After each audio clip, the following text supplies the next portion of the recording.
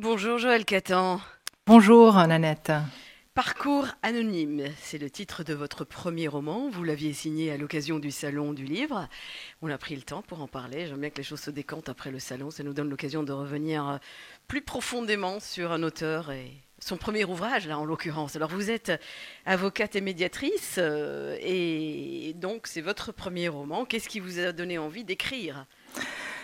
Alors j'ai écrit Parcours anonyme avec le double objectif de raconter une histoire et de transmettre un message. Sur ce point, je pense que chaque histoire, chaque livre contient deux histoires à la fois. Celle qui est écrite par l'auteur et celle qui est De... perçue par les lecteurs. Hmm. Parfois les deux histoires sont similaires et parfois non. Mais je pense que ce n'est pas mauvais, bien au contraire, parce qu'un livre qui est C'est plus écrit... intéressant pour vous quand ce n'est pas du tout la même histoire qui est perçue. De toute façon, je pense qu'un livre qui est écrit, c'est bien, mais un livre qui parle, c'est encore mieux. Et pour qu'un livre puisse parler, encore faut-il qu'il fasse parler de lui. Donc le regard de mes lecteurs est très important. Mhm. Alors, à la signature, vous avez dû quand même avoir quelques échos, et depuis, encore plus. Qu'est-ce qu'on vous a dit par rapport à ce premier livre? Alors j'ai eu effectivement l'honneur d'avoir des avis très positifs qui m'ont encouragé à ne pas rester attachée à mon premier roman, mais de passer Bon, quand on commence avec un premier, c'est pas pour s'arrêter là, a priori. exactement.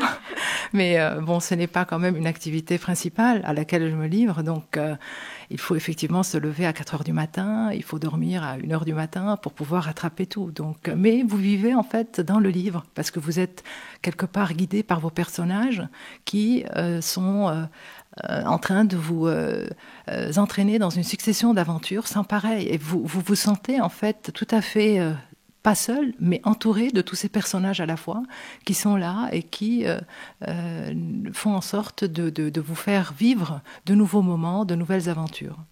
Alors, avant d'arriver au thème du livre lui-même, vous avez, vous, un rapport privilégié, et j'aime bien en parler parce que vous savez que cette émission consacre pas mal de temps et d'intérêt à la langue espagnole. En règle générale, vous avez un lien privilégié avec cette langue. D'où vient-il? Exactement. J'ai un engouement pour l'Amérique latine. Depuis toute petite, j'ai été attirée par en fait les gens, la musique, la langue. Et d'ailleurs, j'ai appris l'espagnol toute seule, sans cours. Non pas au lycée ou à l'école, ni à l'université, mais en fait, quand j'étais à Paris, j'avais énormément d'amis d'Amérique latine. Et donc, ce qui m'a poussée pour pouvoir parler avec eux sans honte, j'ai acheté un livre, j'ai acheté simplement des cassettes, des CD pour pouvoir effectivement écouter cette langue et pouvoir un peu répéter le soir avant de dormir quelques mots, quelques phrases. Et c'est comme ça que j'ai appris.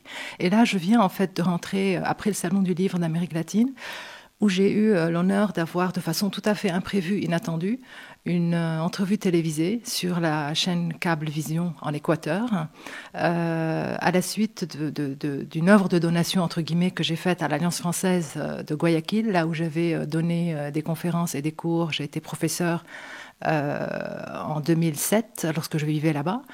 Et donc, il y a une large demande aujourd'hui de traduire le livre en espagnol. Donc, vous avez vécu en Équateur. J'ai vécu en Équateur, oui. J'ai vécu en Équateur 2006-2007. Et Qu'est-ce qui vous a amené là-bas? c'est une longue histoire. C'est une longue histoire. Justement, cet engouement que j'ai depuis toute petite qui fait que je voulais toujours réaliser ce rêve. Et il est vrai que peut-être on le fait quand on sent qu'on a un esprit un peu aventurier et passionné. D'accord. On revient au synopsis du livre. Alors, le livre, c'est un diplomate, un homme diplomate. Sa compagne avec ses deux enfants, elle, son ex-femme et leur fille. Et surtout un manuscrit. Alors, autour de ce manuscrit, il va y avoir une énorme énigme. La trame a lieu en Espagne, justement, où le couple emménage dans un nouvel appartement après une brève rencontre avec les anciens locataires qui leur recommandent de garder tout ce sur quoi ils vont tomber. Arrive le manuscrit qui nous ramène vers un pays en proie aux affres de la guerre. Alors, est-ce qu'on est au Liban? On n'est pas au Liban, c'est pas tout à fait important. L'important, c'est justement ce que le manuscrit va représenter pour ce diplomate, ou ce que vous semblez nous mettre entre les mains au début du livre, pour pas tout révéler quand même. Exactement. Donc, oui, je pense que Parcours anonyme est composé d'une histoire dans l'histoire. Il y a l'histoire principale, comme vous l'avez dit, qui se déroule en Espagne, à Barcelone, où le couple Adam-Raquel se retrouve en vacances pour 2 mois consécutifs.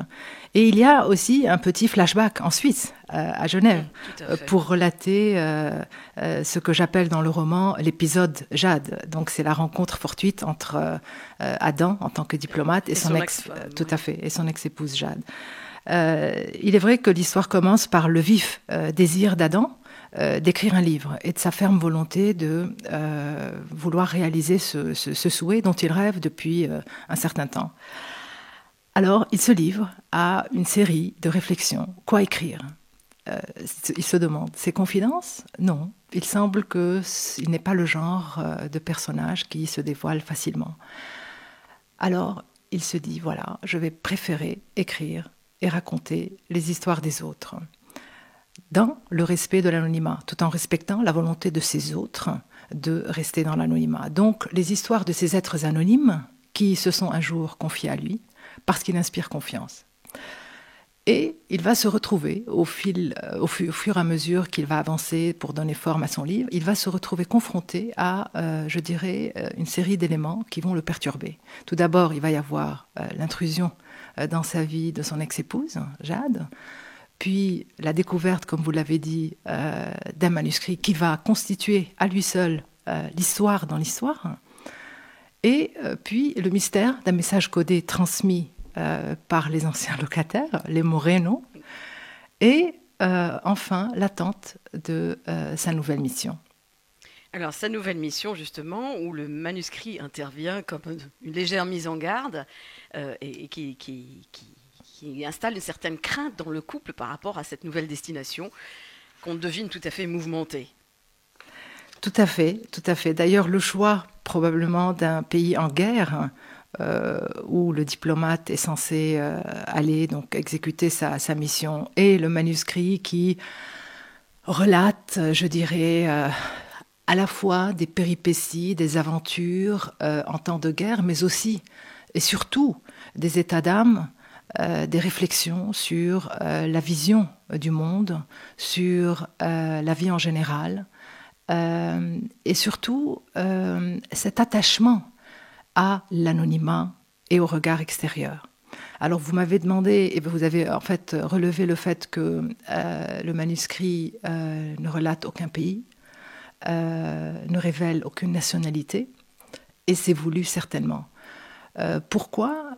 Parce qu'en fait, à mon avis, il faut savoir parfois placer une histoire au-dessus de son auteur, se mettre à l'écart pour mettre en relief des événements, des faits. Deuxièmement, je pense que c'est important aussi de marquer l'effet universel d'une guerre. Non, pas seulement d'une guerre, mais d'un témoignage, quel qu'il soit. Alors, ceci dit, pour nous, Libanais, c'est très facile de reconnaître cette guerre. Est-ce qu'on vous a dit, par exemple, à l'étranger, si quelqu'un a lu votre livre, que le lien n'était pas forcément évident pour eux ? Tout à fait. Là où c'était évident, c'était les lecteurs libanais.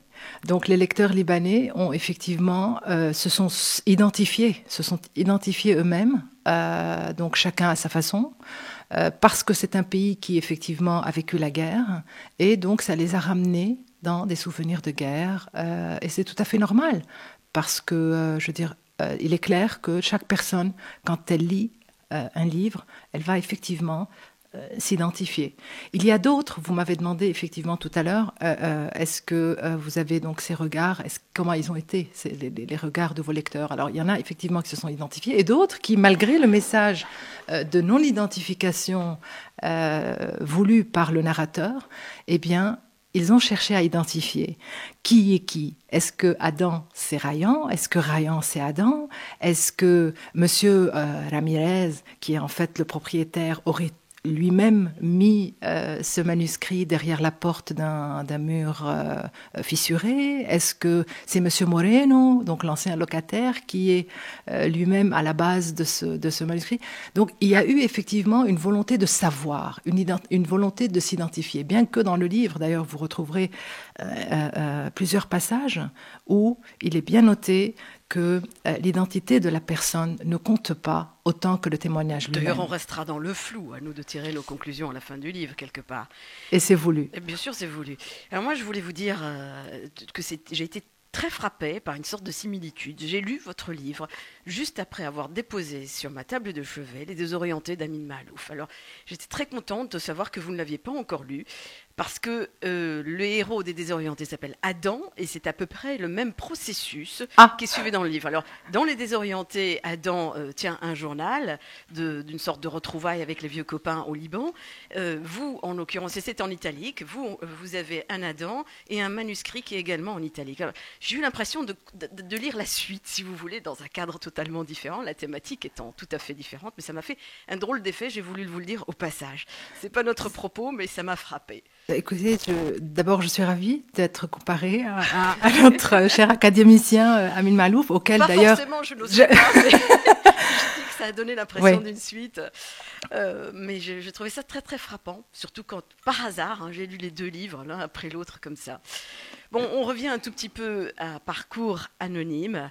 Alors, en fait, ces allers-retours du livre entre le manuscrit et la vie à Barcelone, c'est un va-et-vient au cœur d'une quête identitaire que vous laisserez dans le flou jusqu'à la fin du livre. C'est vrai, parce qu'en fait, dans cette histoire principale, qui est donc l'histoire du diplomate qui souhaite écrire un livre et qui donc se retrouve à tous ces éléments perturbateurs, il y a une intrigue, il y a une énigme, du suspense, mais aussi et surtout cette série de réflexions, cette série d'émotions, de descriptions auxquelles se livre chacun de mes personnages, à travers le regard de chacun de mes personnages, envers lui-même et envers l'autre. Et sur des thèmes très variés qui ont trait notamment aux relations au sein du couple. Et certainement c'est voulu parce que l'approche dans ce livre est de mettre en relief une série d'interrogations à la fois sur le regard extérieur. Faut-il s'en méfier toujours? Est-ce que le regard extérieur est toujours subjectif, curieux, indiscret, malveillant, ou est-ce que le regard extérieur peut être parfois porteur? Et d'ailleurs, dans le livre, vous remarquerez, surtout à la fin, que ce regard extérieur qui va donc auquel vont se livrer Adam, Rachel et Jade à la fin, va être très porteur, puisqu'il va mener le manuscrit, le faire entrer par deux grandes portes, que sont celles de la diplomatie. Adam va médiatiser le manuscrit dans le cadre de sa nouvelle mission, et la porte du cinéma, puisque Rachel, avec bien entendu l'accord d'Adam, va porter à l'écran le manuscrit. Alors, vous avez évoqué les relations humaines. Certes, on devait y arriver un peu plus tard, mais j'ai choisi un passage du livre que je voulais lire parce qu'il résume beaucoup des problématiques relationnelles de notre siècle. Et ça commence comme ça. Son expérience professionnelle, acquise au rythme des rivalités entre les individus qu'il rencontrait, de leurs manœuvres et parfois même de leurs trahisons, avait fini par susciter en lui, à titre personnel, un sentiment d'appréhension envers la nature humaine. Son contact quotidien avec leurs histoires avait déteint sur lui. Il s'appropriait leurs problèmes et imaginait se heurter aux mêmes querelles.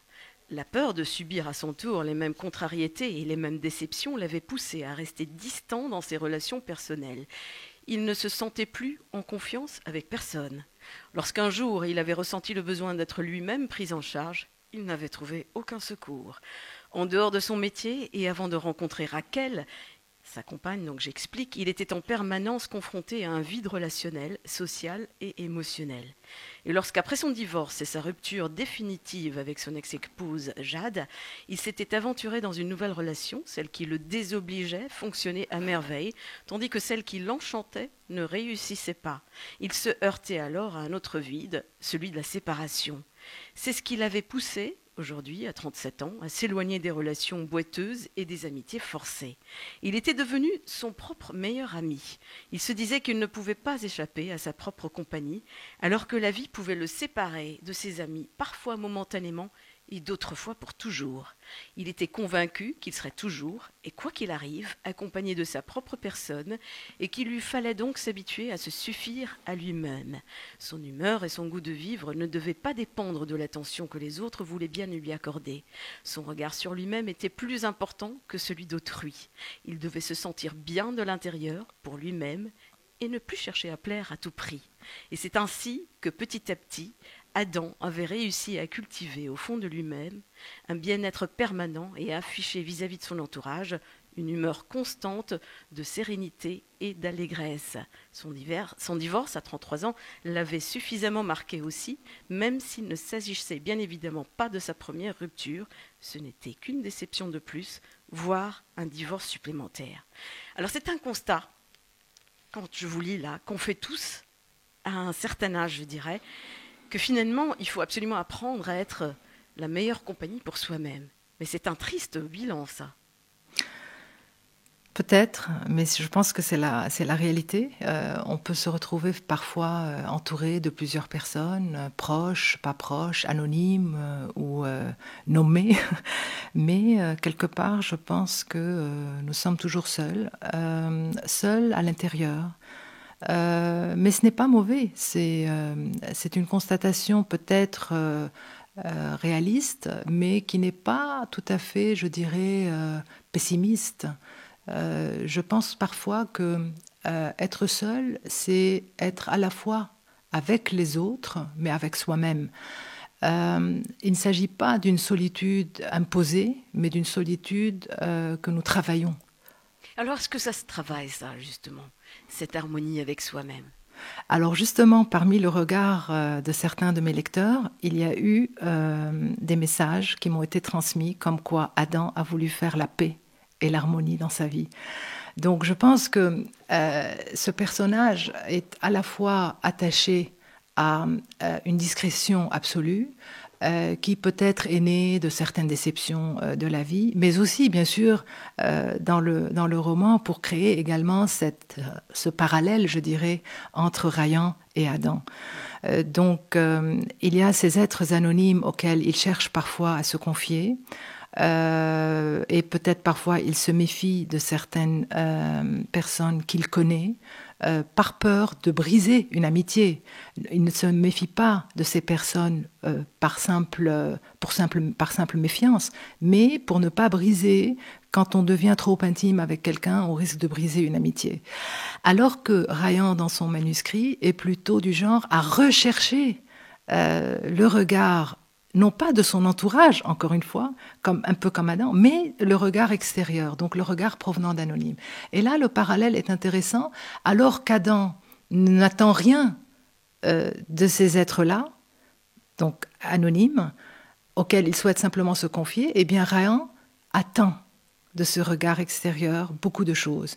Il attend qu'il fasse en sorte d'élargir ce que j'appelle dans mon livre le cercle de la mémoire. Il attend de ces autres qu'il force le destin à ne plus être perçu uniquement comme porteur de mauvais sorts, mais aussi messager de bon augure. Il attend également de redonner à une histoire, à des faits, à des événements, oubliés à force d'être banalisés ou tombés dans l'oubli forcé parfois. Eh bien, il attend qu'il leur redonne l'ampleur et l'importance qu'ils méritent de façon tout à fait neutre et impartiale. Alors, Joël Catan, dans Parcours anonyme, justement, vous venez de citer plusieurs fois Ryan. Ryan, c'est l'auteur du manuscrit. Exact.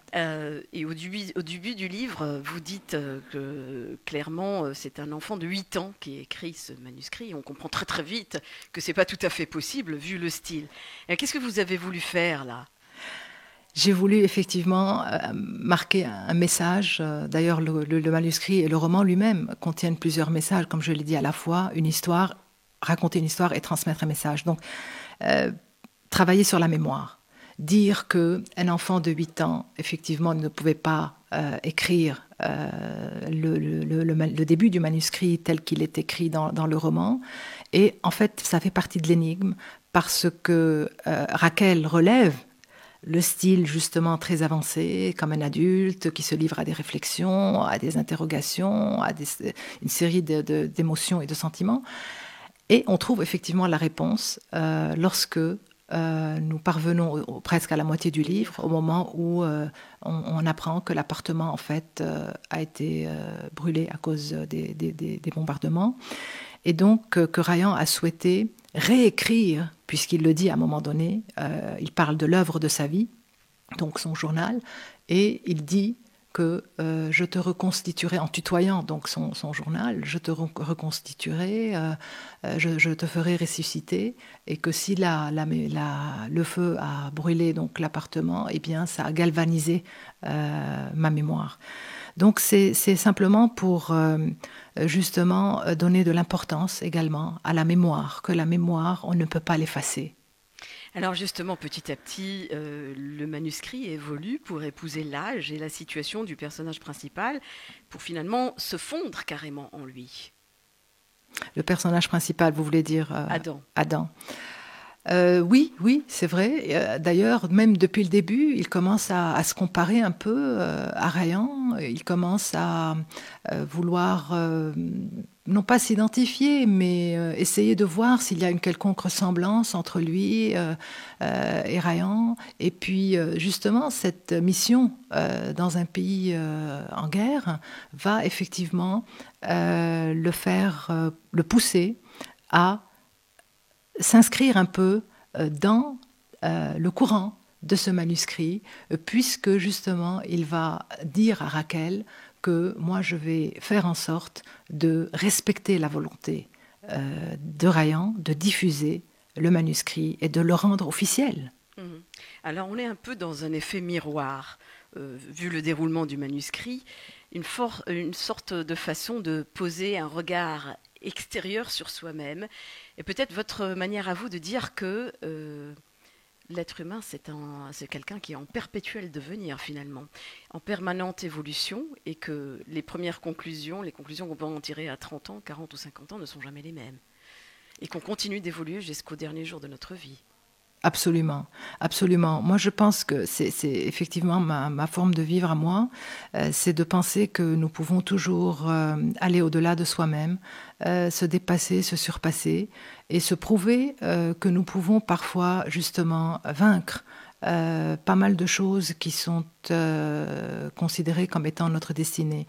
Maintenant, il ne s'agit pas de se balader sur une autoroute où on sait qu'il y a un franc-tireur et se dire, voilà, nous croyons au destin. Non, il s'agit simplement de savoir saisir quelque part une situation X et, par exemple, un exemple tout à fait simple, rencontrer par exemple quelqu'un dans un restaurant, le croiser de loin. Et bon, il se peut que lui ne nous voit pas, mais en fait, on fait en sorte de passer le pas et d'aller le saluer nous-mêmes puisque nous avons été le premier à le voir. Donc c'est ça, c'est provoquer parfois certaines situations pour se laisser conduire et non pas rester comme ça dans son lit en attendant que les choses nous tombent du ciel. Parce qu'elles ne tomberont pas du ciel. Il faut qu'on prenne effectivement les devants et aller soi-même vers l'autre, vers les choses, pour les amener à nous.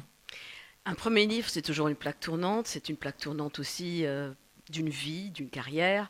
C'est une façon aussi de peut-être passer par une thérapie, un exutoire. Pour vous, ça a représenté quoi? Surtout que vous avez choisi d'écrire sur le relationnel, finalement.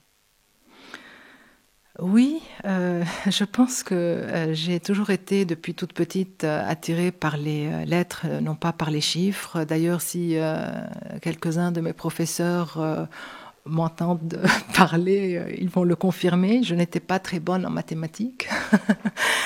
Et c'est vrai que avoir la passion des mots, avoir la passion d'écrire est quelque chose de très intéressant. Je l'avais dit au Salon du Livre que écrire est une expérience passionnante, qu'il s'agit peut-être d'une activité solitaire, mais cette activité solitaire a un côté social. Pourquoi solitaire? Parce que nous nous retrouvons forcément seuls quand on écrit face à la page blanche, mais cette activité solitaire a une connotation sociale, parce qu'en écrivant, nous rencontrons plusieurs personnages à la fois. Ça, c'est si on publie en plus. Exactement, Après, exactement. s'il y en a qui écrivent et qui ne publient pas. Oui, oui. D'ailleurs, c'était à un moment donné, je ne sais pas. Quand j'ai commencé à écrire, c'est venu comme ça d'un bloc, et j'avais peut-être en tête, au dernier salon du livre de 2012, une idée. J'avais envie d'écrire quelque chose. J'avais un message à transmettre, mais rien n'avait été mis, si vous voulez, ni sur papier, ni sur ordinateur. Et puis, c'est au début de l'année 2013, en janvier, exactement, je pense que c'était le 5 ou 7 janvier, je me suis mise comme ça face à l'ordinateur et j'ai commencé à écrire. Et c'est un G. Ça, je n'ai plus pu arrêter et ça a été en fait terminé en 3 mois. En 3 mois, j'avais terminé Parcours anonyme. Justement, c'est ce que j'avais envie de vous demander. Est-ce que c'est venu d'un jet ou ça a été laborieux? Si c'est venu d'un jet, ça va être plus encourageant pour la suite. Il faut être inspiré. Oh, ça, Il c'est faut sûr être qu'il faut s'inspirer. inspiré et avoir la passion. Je pense que quand on est passionné par quelque chose, on peut faire de très belles choses et surtout avoir l'inspiration. Et pour avoir l'inspiration, eh bien, il faut sourire à la vie. C'est pas évident, c'est pas du tout évident. Et Dany Laferrière, qui était au Salon du Livre, lui disait exactement le contraire, que c'est un processus laborieux et que si l'inspiration ne vient pas, que la page blanche existe, et ben que ça se travaille. Je ne sais pas, quand on est auteur, quand on a écrit, on a peut-être un autre sentiment. Il est vrai, chaque auteur, fort heureusement, a sa propre vision de l'écriture. Sinon, peut-être que tous les auteurs auraient écrit la même chose. Fort heureusement, nous n'écrivons pas tous la même chose. Et je suis honorée de pouvoir parler en tant qu'auteur aujourd'hui parce que je ne suis pas, comment dire, encore habituée à le faire. Je suis avocate, je suis médiatrice. Et donc, c'est quelque chose de passionnant, en fait, de pouvoir aujourd'hui passer à l'autre étape et de dire, voilà, qu'en tant qu'auteur, j'ai senti ceci, j'ai ressenti cela. Et bon, c'est sûr qu'il y a effectivement un travail à faire. Il y a parfois le jet vient, on écrit, mais on se relit. Et quand on se relit, on dit, mais en fait, non, ça aurait été écrit peut-être de façon différente si jamais c'est mis dans un contexte X ou Y, donc on repart, on reprend cette phrase, on la remet là. C'est sûr qu'on ne peut pas avoir un G dans un livre qui contient à peu près 200 pages d'un seul coup et ne plus revenir dessus. Parfois, il y a certaines phrases sur lesquelles c'est un travail laborieux, en tout cas à mon avis, mais l'inspiration doit exister. On ne peut pas faire quelque chose, quel qu'il soit, même par exemple pour aller plaider, même pour avoir un dossier à traiter en tant qu'avocate, en tant que médecin, en tant qu'architecte, faire un travail intéressant. Je pense que si on n'est pas inspiré par cette chose, eh bien, nous risquons d'échouer.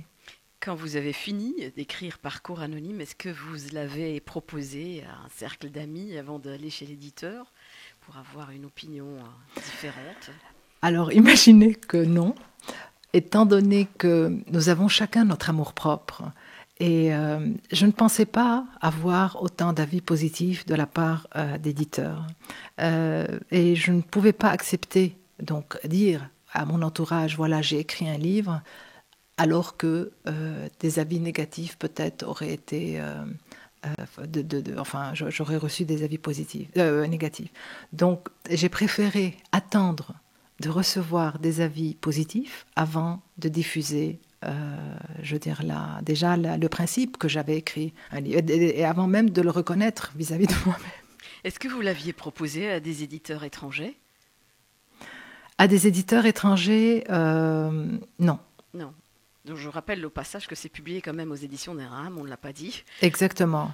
D'ailleurs, je souhaite relever le professionnalisme et l'enthousiasme de mon éditeur, les éditions d'Erham, qui depuis le début m'ont accueilli avec beaucoup d'enthousiasme. Et d'ailleurs, ce qui m'a quelque part poussé à choisir d'Erham, c'est les premiers commentaires que j'ai eus à la suite de l'envoi de mon roman. Il y a quelque chose, un plus qu'ils ont noté et qui a fait jouer la balance. Et voilà. Donc j'ai très bien fait de choisir d'Erham leur enthousiasme et leur professionnalisme m'ont beaucoup aidé. À vous entendre, là, je dirais que l'expérience est plutôt encourageante. Vous avez commencé à écrire le deuxième?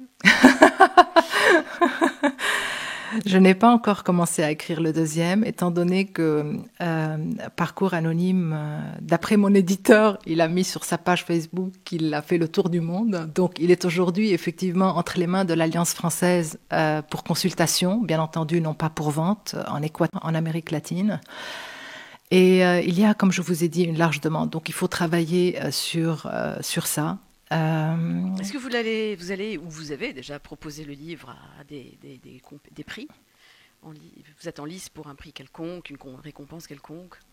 Je ne sais pas. Il faut demander à mon éditeur. Mon éditeur s'occupe de tout. Moi, je m'occupe simplement d'écrire, exactement, et de faire les interviews lorsqu'elles me sont proposées. Et j'ai saisi cette opportunité pour vous remercier infiniment de m'avoir accordé votre temps pour m'écouter et pour vos questions d'ailleurs qui sont très intéressantes. Et je relève d'ailleurs sur ce point que c'est la première fois que nous révélons de façon tout à fait ouverte, si je puis dire, et exhaustive, le livre au regard extérieur. Sans trop quand même, je me suis arrêtée parce qu'il faut que je puisse garder l'énigme, mais c'est pas évident quand on a lu le livre de ne pas parler de certains détails qui livrent tout quand même. Mais si, moi je voulais vous demander de m'allécher, moi, en tant que lecteur qui n'a pas encore lu le livre, qu'est-ce que vous diriez? Alors je dirais deux choses. Je dirais que Parcours Anonyme, à la base, contient une histoire dans l'histoire. Que l'histoire principale est très importante, qu'il ne faut pas simplement attacher de l'importance uniquement au manuscrit, tout en sachant bien entendu que le manuscrit est également très porteur. Mais parmi les regards de mes lecteurs, il y a eu des regards, je dirais, exhaustifs, qui ont perçu et vu l'intégralité du roman, donc à la fois dans son histoire principale et dans le manuscrit, et d'autres qui ont focalisé soit uniquement sur le manuscrit, soit uniquement sur l'histoire principale. Donc, le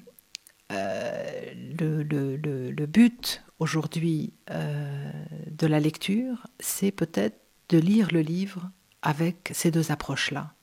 Non pas s'attacher uniquement au manuscrit et ne pas non plus s'attacher uniquement à l'histoire principale. La seconde chose, c'est de dire que le livre, à part l'histoire principale, donc ce diplomate qui souhaite écrire un livre et qui se retrouve confronté à plusieurs éléments qui le perturbent, et à part le manuscrit qui relate effectivement des péripéties et des aventures, eh bien, noter les messages universels et les messages forts qui sont relatés dans le livre. Tout d'abord, le message donc de la mémoire que nous avons identifié tout à l'heure. Deuxièmement, la mobilisation, la dénonciation, l'indignation et l'engagement. Le fait de rester insatisfait pour rester engagé. Et également, parce qu'en fait, le regard extérieur d'Adam et de Rachel envers le manuscrit est très important puisqu'il va finir par médiatiser et l'ouvrir et le faire entrer par ces deux grandes portes que j'ai évoquées tout à l'heure. Mais il faut dire et reconnaître que le manuscrit contient à lui seul cette série de dénonciations, de mobilisations, d'insatisfaction. Il a suffi donc juste d'ouvrir le manuscrit au regard extérieur pour qu'il puisse être diffusé et tomber dans le domaine public. Vous avez mis pas mal de phrases pour résumer, pour allécher l'éventuel lecteur. Joël Catan, merci beaucoup d'être venu parler de votre livre Parcours Anonyme. Je rappelle qu'il est publié aux éditions d'Erham. Je vous souhaite une très bonne continuation. C'est la fin de notre parcours commun ce matin. Et on va le terminer justement avec la fin du parcours de Jean-Louis Murat. Je vous remercie encore une fois.